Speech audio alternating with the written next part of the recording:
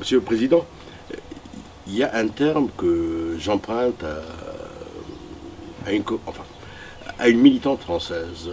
Elle tient un journal, le journal de personnes, que je suis régulièrement, dont je publie parfois des extraits sur Tuniver.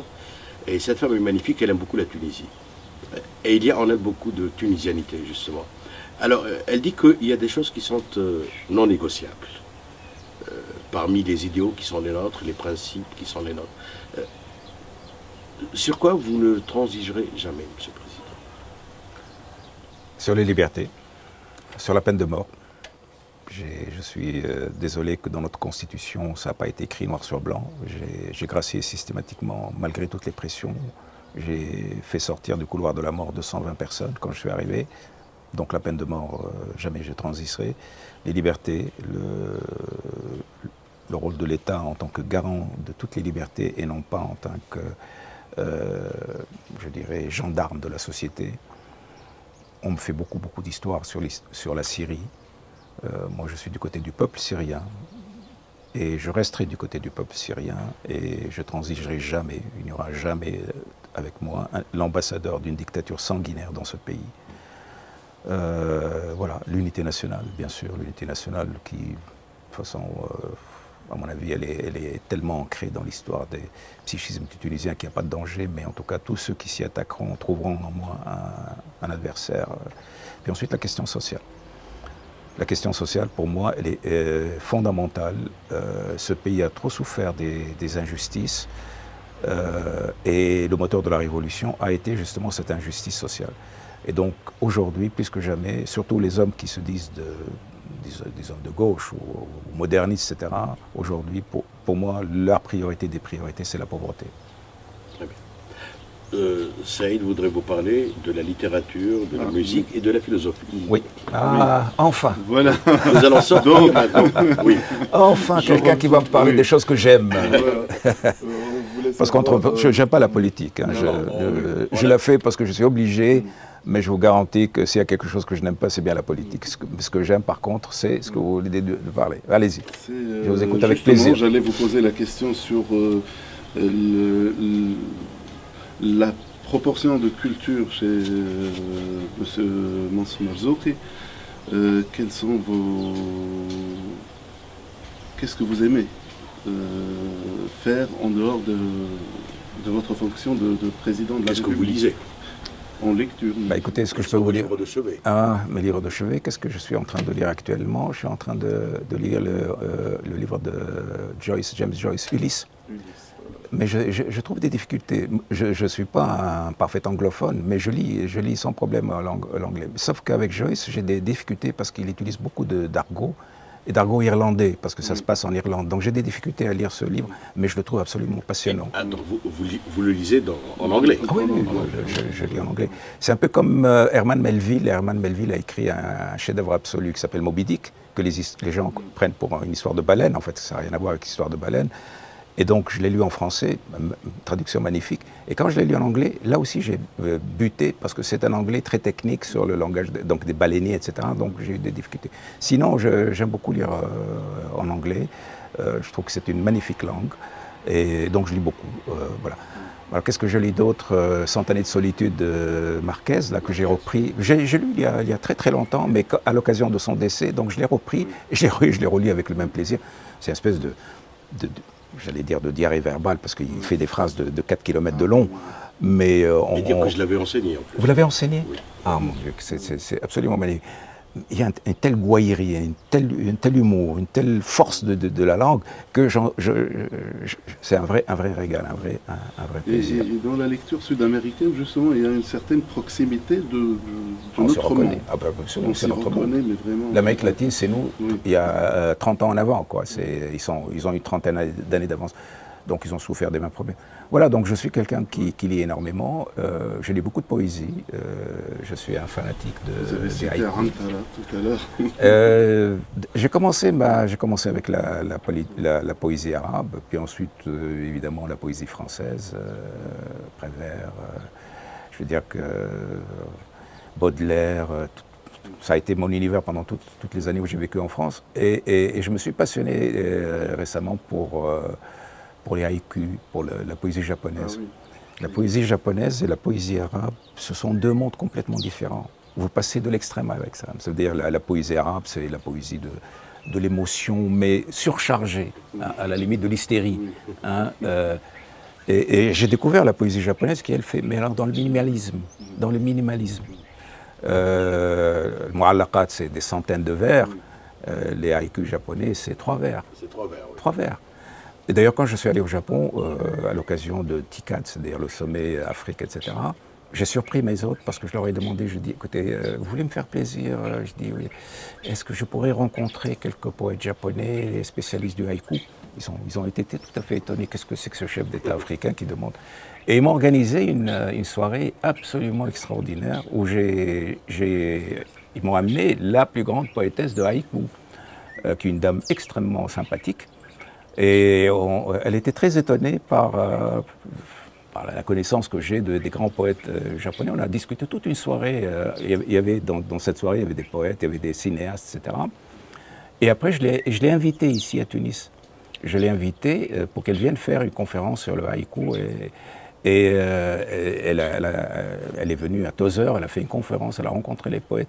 Et cette espèce de... Donc je suis très content d'avoir mis en commun comme ça des poètes japonais et des poètes tunisiens. Donc je suis quelqu'un qui aime beaucoup la lecture, la poésie. D'ailleurs, vous avez organisé, me semble-t-il, un concert il y a quelques mois, un an, quelque chose comme ça, de musique japonaise. Oui. Dans le petit théâtre oui. Il y a un petit théâtre qui est un véritable bijou, mais qui est sous-exploité. J'ai essayé d'en faire un lieu de rencontre musicale, parce que j'aime beaucoup aussi la musique. Je suis quelqu'un qui aime beaucoup la musique, notamment la musique... Beaucoup plus musique classique? Oui, moi je suis un fanatique de Bach, donc je ne me lasse jamais de Glenn Gould, la jouant les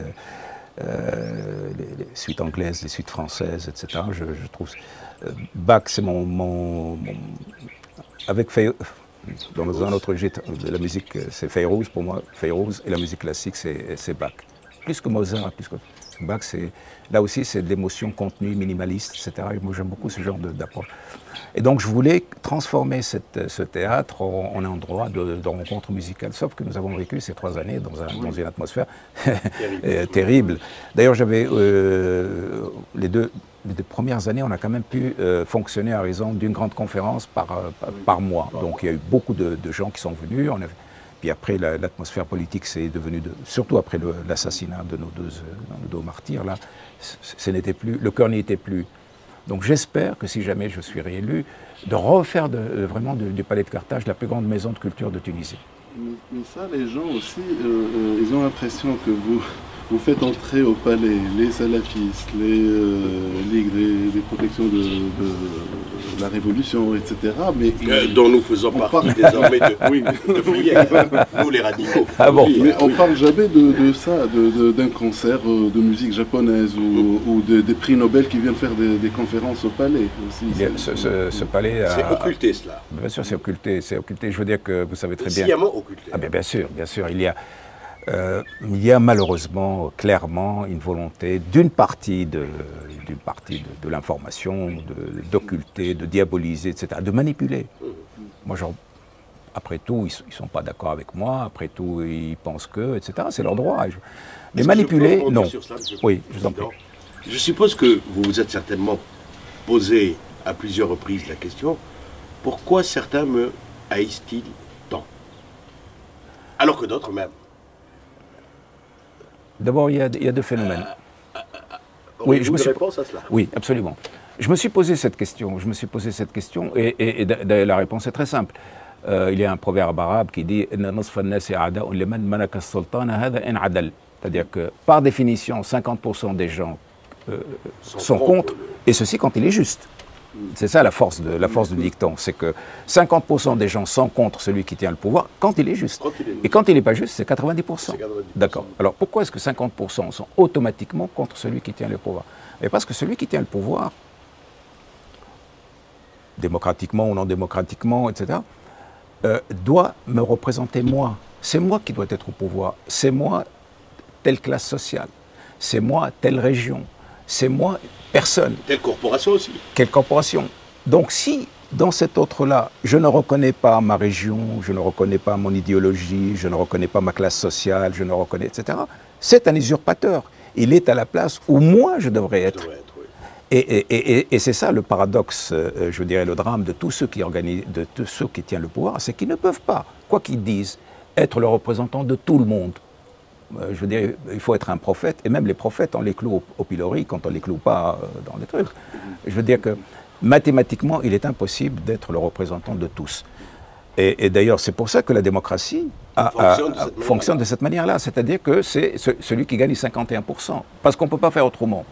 Et donc, il y a, je dirais, ce problème structurel qui fait qu'effectivement, n'importe qui, si c'est... Donc moi, je me dis, en fait, il ne me déteste pas moi, il déteste ma fonction. Et si ce n'était pas moi, ça aurait été quelqu'un d'autre. Maintenant, il y a une haine pathologique. Même si on vous reproche et on vous attribue le fait que vous ayez très peu de fonctions, quand même. Bien sûr.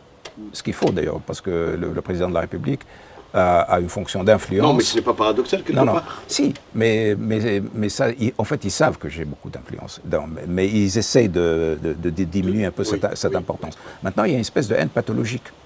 Parce que je dirais, au-delà de cette haine structurelle normale, inhérente au fonctionnement de tout gouvernement, il y a une haine pathologique qui est créée. Alors créée par toute une machinerie, volontairement. Alors, et qui est basée sur l'inversion. Je veux dire, voilà, c'est un homme sobre, on va dire qu'il est alcoolique. C'est un homme qui a des nerfs d'acier, il est fou. C'est un homme qui inspire le respect, on va dire qu'il est méprisable. C'est un homme que tout le monde respecte, on va dire qu'il est rigolo, que c'est un tartour, etc. C'est ça la technique. C'est le phénomène de... Ah oui, c'est l'inversion, c'est un truc grossier, mais qui marche. Des soviets. Oui, mais bon, il marche chez certains gens. Et ça a été beaucoup utilisé. Et le problème, c'est que beaucoup de gens ne se rendent pas compte qu'ils détestent quelqu'un de leur propre imagination. C'est-à-dire, je n'ai rien de commun avec cette personne qui a été créée. Je suis totalement... Et quand je regarde je ris. Je ris parce que je me dis, ils se sont créés un colifichier, ils se sont créés un objet, et c'est ça qu'ils détestent. Tant pis pour eux. Et c'est d'ailleurs une des raisons, les gens me disent, mais pourquoi vous ne répondez pas à ces gens-là, etc. Je dis pas d'abord parce qu'ils ne me détestent pas moi, contrairement à ce qu'ils croient. C'est l'autre personne. Ils détestent quelqu'un d'autre avec qui je n'ai absolument aucun rapport. Et deuxièmement, mais ça c'est la chose la plus terrible, c'est qu'en fait la haine, elle ne détruit pas celui qui est l'objet de la haine, elle détruit celui qui haït. C'est comme la jalousie. Moi je me suis toujours interdit et la jalousie et la haine, parce que pour moi ce sont des poisons psychiques qui détruisent la personne. Et donc d'une certaine façon, ces gens-là se punissent elles-mêmes, elles ne me punissent pas moi. Elles s'imaginent me punir moi, mais elles se punissent elles-mêmes. C'est pour ça que j'ai envie de dire à tous ceux qui me détestent, s'il vous plaît, prenez soin de votre santé psychique. Arrêtez de me détester, vous faites tellement de mal. Très bien. Et il y a quand même des gens qui vous aiment en Tunisie. Je ne sais pas, vous avez dû vous rendre compte en faisant le tour de la Tunisie. Absolument. Mais là, je suis inquiet aussi. Parce que je me dis qu'ils aiment aussi quelqu'un de leur imaginaire et je ne suis pas tout à fait... J'aimerais tellement mériter... Ah oui, j'aimerais tellement mériter cet amour parce qu'effectivement, il me va droit au cœur, etc. Mais de temps en temps, je me dis, mon Dieu, eux aussi, ils aiment un personnage imaginaire. En fait, je suis un être humain comme vous et tous, c'est-à-dire que j'ai plein de défauts et j'ai quelques qualités, donc voilà. On va en parler immédiatement.